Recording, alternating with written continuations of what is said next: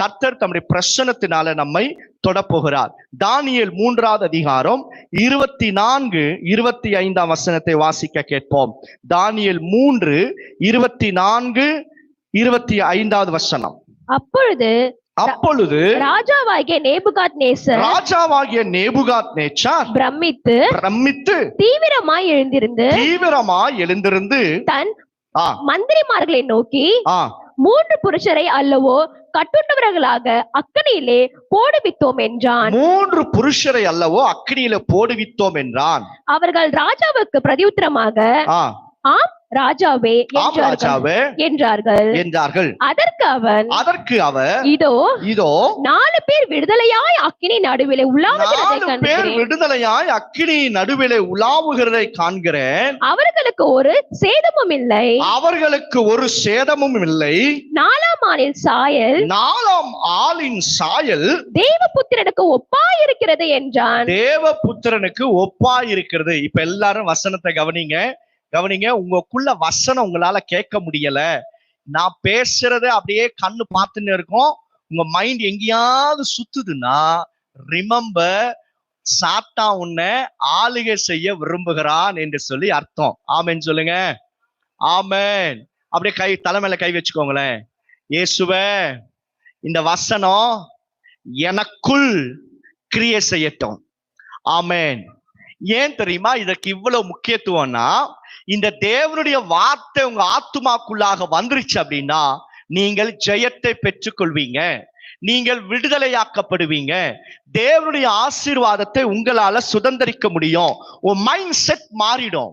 வேத வசனத்தை நீங்க வாசிக்கும் போது, விசுவாசிக்கும் போது உன் மனநிலை இருக்கு பாருங்க, அதை ஆவியானவர் மாற்றுவார். இந்த இடத்துல நேபுகாத்நேச்சர் என்கிற ஒரு மனுஷன் 3 பேரை கொண்டு போய் அக்னி குண்டத்துல போடுகிறான். ஏன் போடுகிறான் என்பதற்கு இந்த அதிகாரத்துடைய ஆரம்ப பகுதியை பாருங்க. 3வது அதிகாரத்துல 1ஆம் வசனம் 2ஆம் வசனத்தை நீங்க வாசிச்சு பார்க்கும்போது, நேபுகாத்நேச்சர் 60 முறை உயரமும் 6 முழம் அகலமுமான ஒரு பொற்சிலையை பண்ணிவிட்டு பாபிலோன் மாகாணத்தில் இருக்கிற தூரா என்னும் சமபூமியில நிறுத்தி சொல்றான், எல்லாரும் எதைதான் வணங்கணும்? 60 முழம் ஹைட்லயும் 6 முழம் அகலத்துல இருக்கிற இந்த விக்கிரகத்தை தான் கும்பிடணும் என்று சொல்லுகிறான்.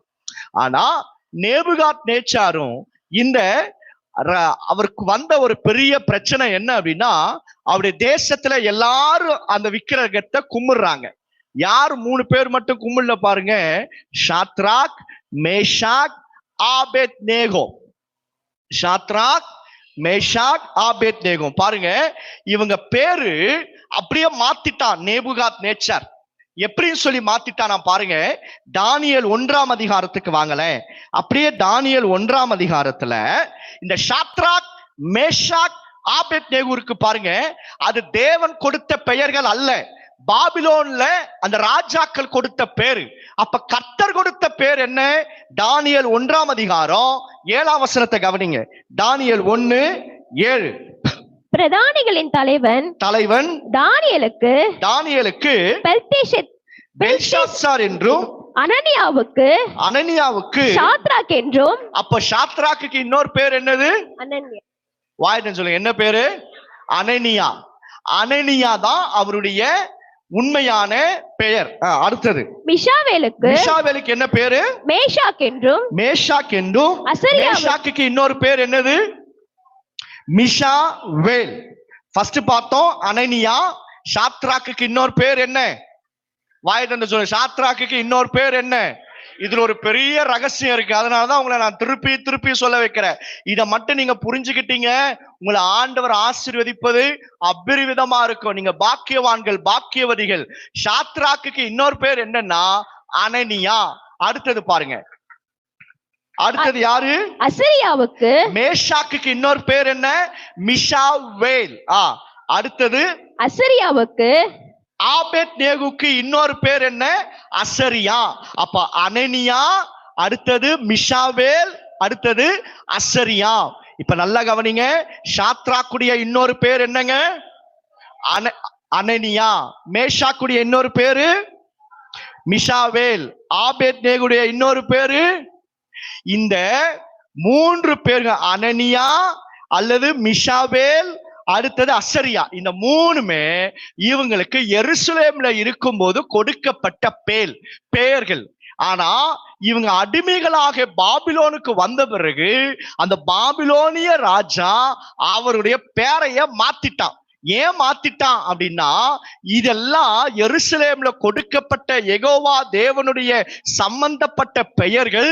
ஆகையால பாபிலோனுக்கு வரும் பொழுது பாபிலோனியில இருக்கிற விக்கிரகங்களுக்கும் அங்க இருக்கிற காரியங்களுக்கு தகுந்த பேர் உங்க பேரையே மாத்திடுறான், ஐடென்டிட்டியே மாத்திடுகிறான். நீங்க வேற ஊருக்கு போயிட்டீங்கன்னா பாருங்க, உங்களுக்கு வேற பேரை கொடுத்துருவான், வேற ஐடி கார்டு கொடுத்துடுறான். அந்த மாதிரி இவங்களுக்கு என்ன பண்ணிட்டாங்க, வேற பேரை மாத்திட்டான், வேற ஐடி கார்டும் கொடுத்துட்டான். ஆனா இப்ப ஆட்டோமேட்டிக்கா அவங்க யாரதான் கும்பிடு ஆகணும், அவங்க தெய்வங்களை கும்பிடணும், அவங்க அரசாங்கத்தை சொல்றத கேட்கணும். தானியேலுக்கு பெல்ஷாத்சார் என்று பேரை வச்சுட்டான். சோ இந்த 4 பேருடைய அவங்க ஐடென்டிட்டியை மாத்திட்டான். ஏன் மாத்தனா அப்படின்னா, அவர்கள் யாருக்கு உட்பட்டவர்கள், பாபிலோனிய அரசாங்கத்துக்கு உட்பட்டவர்கள். அவர்கள் யார கும்பிடணும், பாபிலோனிய தெய்வங்களை கும்பிட வேண்டும். ஆகையால அவர்களுடைய அறிகுறிகளையும் அவர்களுடைய ஐடென்டிட்டியையும் மாத்திட்டான். ஆனா அவங்க பேரை மாத்திருக்கலாம், இடத்தை மாத்திருக்கலாம், அவங்களுக்கு எல்லாமே மாற்றப்பட்டிருந்தாலும் இந்த வாலிபர்கள் தெய்வத்தை ஆராதிக்கிறதுல மாத்திரம் மாறவே இல்லை. அல்லேலூயா. நீ என்ன வேணாலும் மாத்து, என் ஐடென்டிபிகேஷனையே நீ மாத்தினாலும் சரி, என் தெய்வம் மாறாதவர், அவர் சஜீவம் உள்ள தெய்வம், அவர் ஜீவாதிபதி, அவரை ஒருவரை தான் நான் ஆராதிப்பேன் என்று சொல்லுகிறதுல அவன் மாறாதபடிக்கு உறுதியாக நின்றான். ஆகையாலத்தான் அவன் அந்த விக்கிரகத்துல கும்பிடலனாலும் கொண்டு போய் அக்னி குண்டத்துல போட்டுட்டாங்க. அதனாலதான் பாருங்க, கர்த்தர் ஒருவராக இறங்கி வந்து அக்னி குண்டத்துல உலாவ ஆரம்பிச்சிட்டாரு. தேவ பிரசன்னம் வேணுமா? பாருங்க, கர்த்தரை வைராக்கியத்தோடு ஆராதிங்க. நீ இந்த தெய்வத்தை தவிர வேற எந்த தெய்வத்தை கும்பிட்டாலும் உன்னை கொன்றுவேன் அப்படின்னு சொன்னாலும் நீங்க யாரதான் ஆராதிக்கணும். அப்படிப்பட்ட சமயத்துல நீங்க வைராக்கியத்தை காண்பிச்சீங்கன்னா உங்களோடு ஒருவராக அவர் வந்து உலாவுகிறதையும் உனக்கு ஒரு சேதமும் உண்டாகாதபடிக்கு கர்த்தர் பாதுகாப்பார்.